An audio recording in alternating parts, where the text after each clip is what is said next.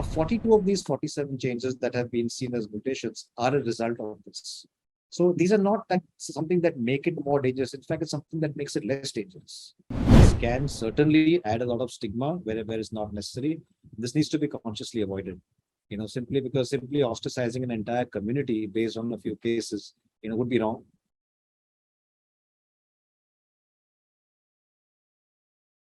Hello and welcome to financialexpress.com. I am Sushmita Panda. The current monkeypox outbreak has become a cause of concern among scientists, doctors, health experts across the world. On Wednesday, Dr. Tedros Adhanom, Director General of the World Health Organization, requested the affected countries to identify all the cases in order to control the outbreak. As per WHO's latest update, so far we have 1,000 reported cases from 29 non-endemic countries. To talk more about monkeypox and its ramification, today we have with us Dr. Vikram Vora, Medical Director, International SOS. Dr. Vora, thank you for joining us. Thank you for having me. Dr. Vora, to begin with, what exactly is monkeypox and how is it different from smallpox and other orthopox virus? Though monkeypox and smallpox belong to the same viral family, which is orthopoxviridae, there are subtle differences between the two. Some of them are subtle, some of them are not so subtle. Smallpox is a more severe disease. It's more fatal disease, whereas monkeypox is not so much. The severity and outcome are different. So monkeypox is only about 1 to 10% fatal, depending in endemic countries. And now that number has even fallen lower to between 3 to 6%. Whereas smallpox had a 30% fatality rate when it was prevalent, across the globe. That's the basic difference between the two. They both belong to the same family, though, unfortunately. So, according to you, what are the possible ways through which monkeypox can spread among humans? And what are the measures or steps, like countries where the virus has not been found yet and where the virus is prevalent now, should take to, not make it something bigger and contain the spread? So I'll start off by talking about how it how it spreads amongst humans. So there are two ways of spreading this. This is actually a zoonotic disease.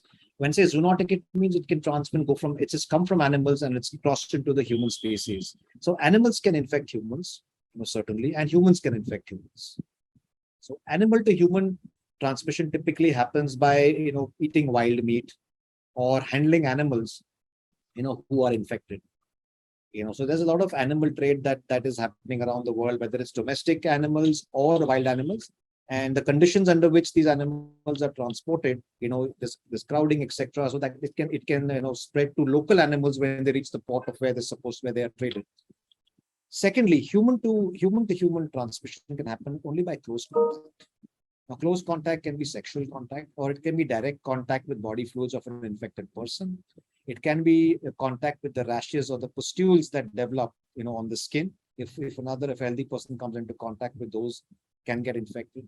Or it can also happen because of prolonged face-to-face contact through respiratory droplets. And these are large respiratory droplets, so it's not like the pandemic that which spreads over a distance.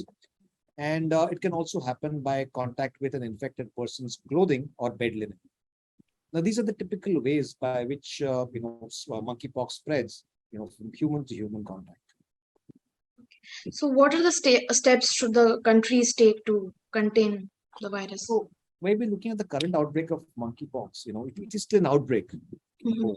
It is spreading. Certainly, it's in about 1,013 countries, 1,013 cases across 31 countries today. In fact, as of this morning, the rise is gradual. So there are still steps that can be taken to contain this. So any measures for affected countries, what they need to do is they need to contain the spread of this. And the containment of spread can be done by a continuous surveillance of anybody who's coming into the country.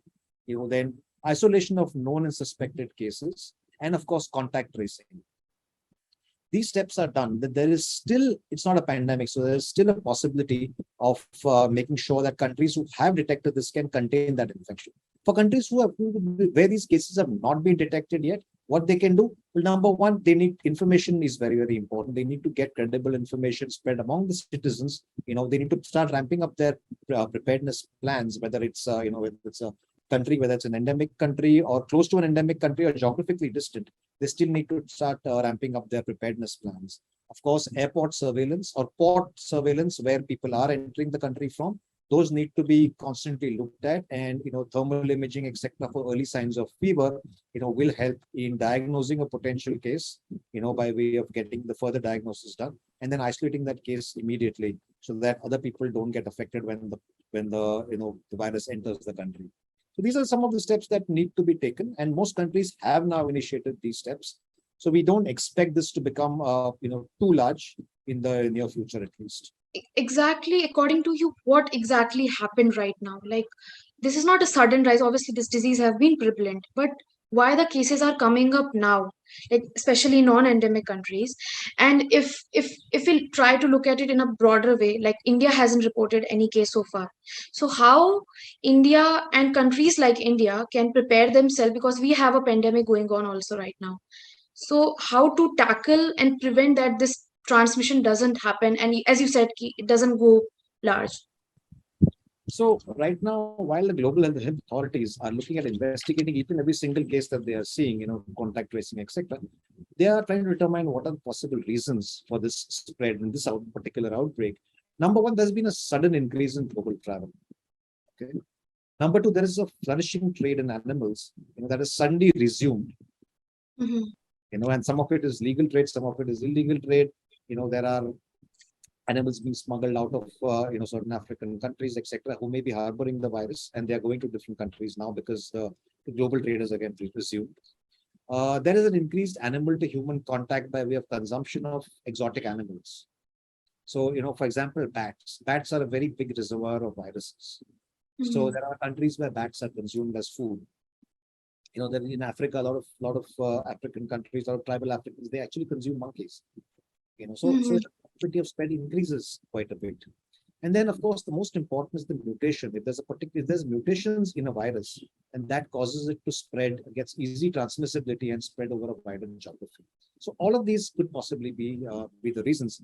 Global health authorities, like I said earlier, are investigating, and we'll soon get to know what the main cause for the spread has been. Okay.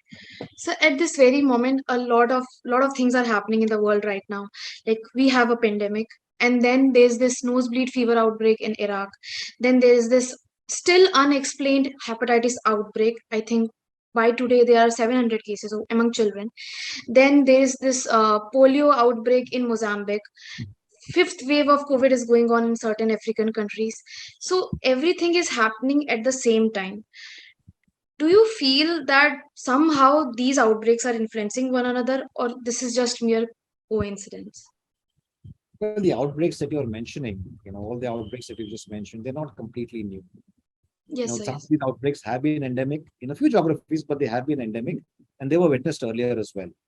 It's just that the increased focus on health events after COVID-19, is leading them to be reported in a larger fashion or reported with concern. It would be premature to say that all of these are interlinked.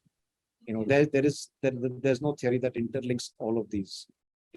And even if they are not necessarily linked, the almost simultaneous and almost synchronized emergence of these is a cause of concern, certainly, and it can have a big impact on the world. Mental well-being has become a big problem in the post-pandemic era, and if news about these new outbreaks keeps bombarding people, it keeps coming to people, it doesn't help. It just increases fear and anxiety among people and sets off a cycle. People get more worried, people get more anxious, people if you don't feel mentally okay, and the mental well-being challenge compounds itself. You know? As you So, mentioned, oh, so I'm so sorry. Yes, sir. so it's imperative that there's an increased sense of caution, amongst businesses, amongst who are undertaking business travel, even leisure travelers, etc. It's really important, and that can really help if that awareness and that caution is exercised.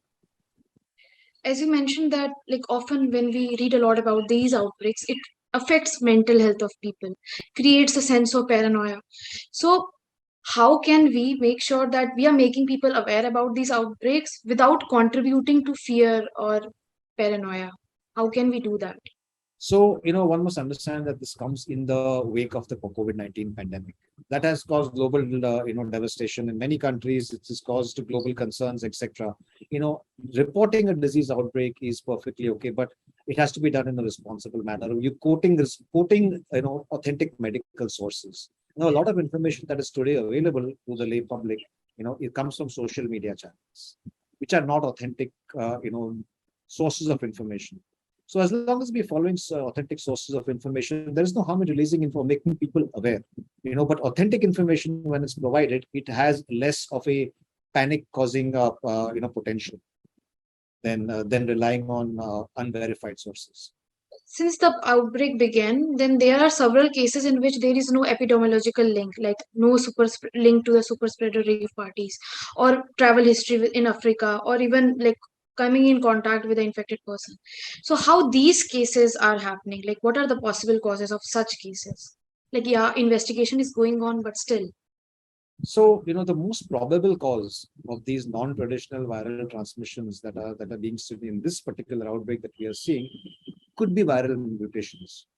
Mutations in the viral genome could potentially be responsible for this, increase in outbreaks, especially in people who've not been exposed or have no direct connection, with travel or with exposure to a known case. There's possibility of a viral mutation, certainly. Okay. So when we are talking about mutations, I came across a report recently that there used to be one mutation per year. Now there are 46, 47 mutations. Obviously, not all of the mutations will be a mutant of concern. But if this rapid mutation is happening, isn't it something to worry about? Like what exactly, according to you, what are the possible causes that suddenly this rapid mutation is triggered? So, Sushmita, when we're talking about this mutation, I think it has to be fully understood. Mm. Let's look at what these mutations are. Now, there are these 47 mutations that you talk about. 42 of these mutations, involve just a change in the DNA letters. So the pairing of the RNA to create the DNA, there's the pairing changes. It does not confer a major change in the virus itself. Okay. So there's a group of human enzymes which is called ApoBec3. These ApoBec3, they are the ones that defend against viruses. The human enzymes that defend against the viruses. What they do is when they come in contact with the virus, they secrete, chemicals that actually help to make the virus less harmful. They change the DNA of the virus. They cause mutations. They actually cause mutations in the viral DNA, to make them less effective. Now, 42 of these 47 changes that have been seen as mutations are a result of this. So these are not something that make it more dangerous. In fact, it's something that makes it less dangerous. Which is why today, when with 1,000 cases, we haven't seen a single death so far. Mhm. So these mutations are not the kind of mutations that one would normally associate with the pandemic. In a pandemic, every mutation meant something worse. It's not that. These are actually mutations that are making the viral, efficacy go down. So the effect of the virus actually goes down. And these are not completely new mutations. These mutations have possibly been seen since 2017. And they're circulating since 2017 because they made the virus, less harmful at this point in time. Maybe that's why they are, that we are seeing these mutations come across now in this particular, outbreak. We're seeing more of these cases because now that there's more focus on diagnosing these cases as well. Earlier, there was no surveillance in countries where it was not endemic. Now there's increased surveillance. When you have increased surveillance, increased travel, increased trade, these are more likely to get caught. In the current outbreak, majority, if not all, majority of the cases have been reported among people who are from gender sexual minority communities. So we have previous outbreaks of monkeypox, but have you seen a similar pattern of cases in the previous outbreaks also, or is it something new that this time these cases are coming in these group of people? So let's also look at this. Let's not create panic. When some of the initial cases that we saw certainly were discovered to be in individuals from gender sexual minority communities, it's definitely, but it's incorrect to say that most or all of these cases are coming from that community. That's individuals of all sexual orientations are equally susceptible, for spread by sexual contact, especially if they indulge in unsafe behaviors.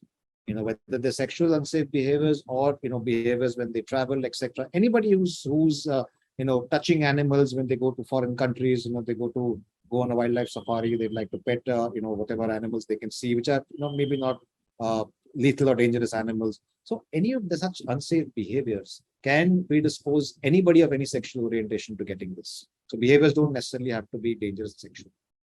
Now, the pattern of spread this time around is definitely higher in this community, certainly, but it has been observed. It's not the first time that we are seeing a case, in a gender sexual minority community. They have been seen earlier as well in earlier outbreaks. Of course, in the endemic countries, also they've been seen before. So, do we have enough evidence to say that, as of now, that monkeypox is a sexually transmitting disease? Because earlier this week there was a report that monkeypox virus has been found in human semen. So, is it too early, or like, can we say that this is? Well, that same report, I think that you're referring to, Sushmita, also said that it's still not a sexually transmitted disease. So it's very clear that it is one of the routes of transmission that we are now seeing. This may have been earlier as well. It's just that there weren't enough number of cases being actually studied. The lens was not on monkeypox because the outbreaks were very, very minimal. There was short-lived outbreaks, at least outside of endemic countries. These outbreaks weren't significant. Dr. Vora, what are the usual symptoms of monkeypox, and how the symptoms of this outbreak is different from the previous outbreaks? Well, the symptoms are pretty much the same. There are a few differences, very subtle differences. There are a few, but they're not very, very different. So if you look at how this disease starts, there's an incubation period. It takes about a week to 10 days, or could take up to 3 weeks as well for this virus to start showing the first symptom once you're infected. Once you're infected, what happens is the person develops fever. Along with that fever, over a period of 1 or 2 days, the person also develops severe body ache, especially in the back, etc., and develops extreme exhaustion. Right? After 2 or 3 days, this fever starts subsiding. And as the fever starts subsiding, a rash develops on the body. And this rash is concentrated mainly on the extremities, which is the arms and the legs, on the face, and on the genital areas. Now, this rash, it grows, and becomes a papular rash. And then the papular rash turns into pustules, which are filled with blisters, and the blisters get filled with clear fluid. And that clear fluid suddenly then turns into pus over a period of time. After about 2 weeks of this rash developing, then the pustules start breaking, and the liquid starts getting absorbed, and they start drying off. It's the lesions start drying. Once these lesions dry off, then the disease is considered to be cured. So, like as you mentioned that almost most of the symptoms are quite same in all the outbreaks, but I observed that this time, like if I just Google monkeypox, there will be tons of images, bodies, torsos filled with big rashes, blisters. But like this time, I came across certain cases that were this very pimple-like small lesions, just one. That's the beginning. So when you have that Okay. rash, it starts off like that, and then it grows. Okay. You probably saw an image of somebody whose rash has begun, Okay. and that is exactly the way it starts. Or is it like this time the rashes are very small and people might confuse like it's not monkeypox and then they remain undiagnosed? No, it's not. The disease hasn't changed. The disease pretty much is the same as it always was. In every outbreak of any disease, you will find small subtle differences, but they're not such a glaring difference that you miss the diagnosis entirely. Okay. So, like we have seen a pattern that when the HIV/AIDS epidemic, during the initial days of HIV/AIDS epidemic, people didn't know how this disease is spreading. So there was a tendency. It led to a lot of discrimination and stigma towards gender sexual community people. And after a point, it used to be called gay cancer. Now it's 2022, and we have monkeypox. So, like as you mentioned, like it's still not a sexual disease, but there's a tendency that people tend to imbibe and a stereotype is created. So how to make sure that we are like identifying these infected people and making sure that we are not contributing to the homophobia and stigma against these people? No, you're absolutely right. This can certainly add a lot of stigma where it's not necessary. This needs to be consciously avoided. Simply ostracizing an entire community based on a few cases, would be wrong. It would amount to an avoidable witch hunt, which is really not what the intention of anybody is. Current surveillance includes all communities. Surveillance that we're doing, it doesn't necessarily include any particular community of any particular sexual orientation, but all communities are included under current surveillance. And it's not because it's not focused on any minority community. It's too early to start declaring this or start even mentioning these items in the media, which could negatively influence people's minds. It can lead to a lot of dissonance. It can lead to a lot of ostracization of communities, and that's one thing that we should actually avoid.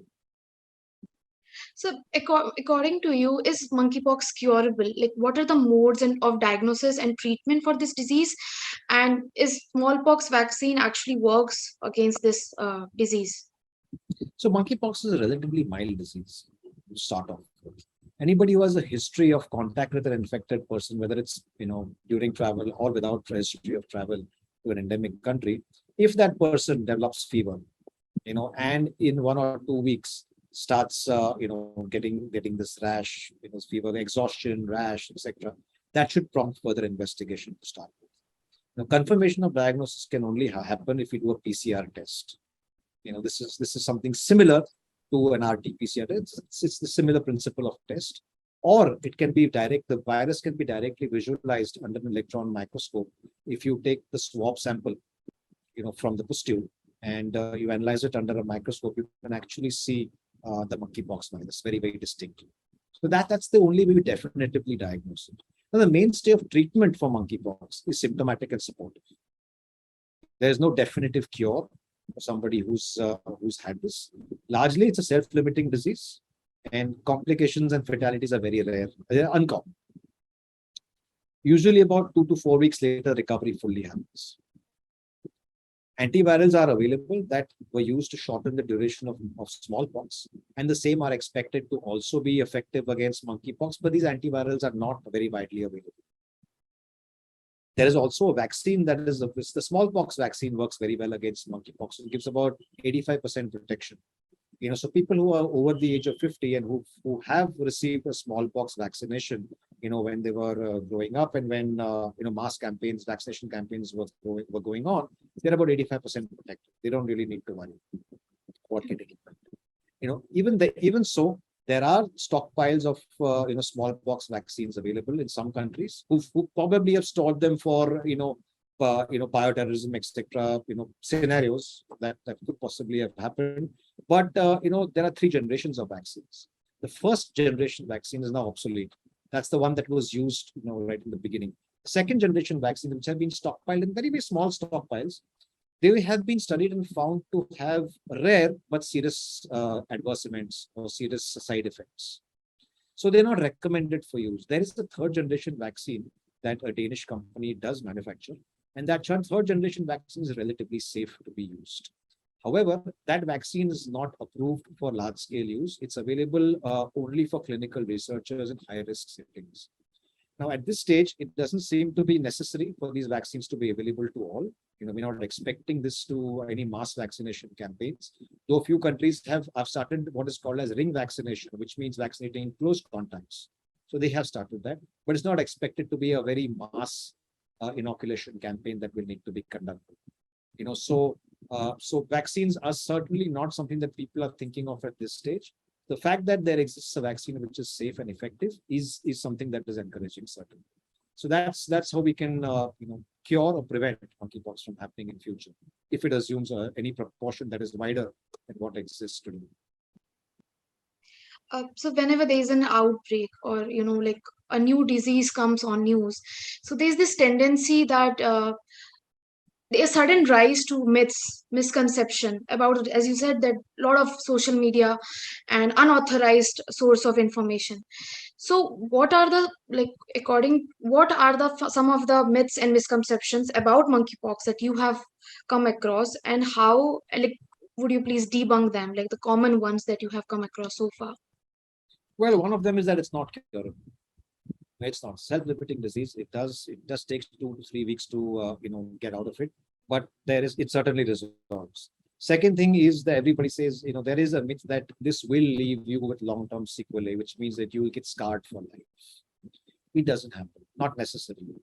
If adequate treatment, supportive treatment by way of anti-inflammatories, etc., is instituted at the right time, it doesn't mean that there's going to be a permanent scar. Scarring is not 100%. So that's the wrong information that's circulated. Thirdly, it's also the information that is circulated is that it's going to turn into a pandemic, which is a very wrong. This is just an outbreak. It is an outbreak at this stage. Although the number of cases have increased, certainly, but they've done so gradually over the last 3 weeks. It's not been a sudden rise of 5,000 cases a day, etc. Those news that we are used to hearing. It's not like that. Also the measures to contain the spread are very well-known measures, and they're already being implemented by governments across the world. So this information about it morphing into a pandemic, that's certainly not true. At this stage, it doesn't appear to be that. As you mentioned, monkeypox is a zoonotic disease. So, there are certain other zoonotic diseases that we are quite familiar of. In India, there are on and off cases of Nipah in states like Kerala. Then we have seasonal cases of bird flu. Then there's the swine flu. So, I have observed that whenever cases of bird flu begins, there is a sudden initiative of mass culling of birds. But do you think that these steps to contain a zoonotic disease is enough, or don't you think that we should strategize and on a policy level and bring out a proper implementable and practical approaches to deal with zoonotic diseases? So Shweta, whenever there's a clear and present danger, steps will need to be taken, and steps are taken, by health authorities around the world. And some of it involves steps like you mentioned, steps like culling of poultry, etc. That does happen. If these diseases become more and more prevalent, if these zoonotic diseases become more prevalent, I'm sure that there will be policies, and there will be programs to manage this. At this stage, they're not as frequent, they're not as widespread to possibly warrant that.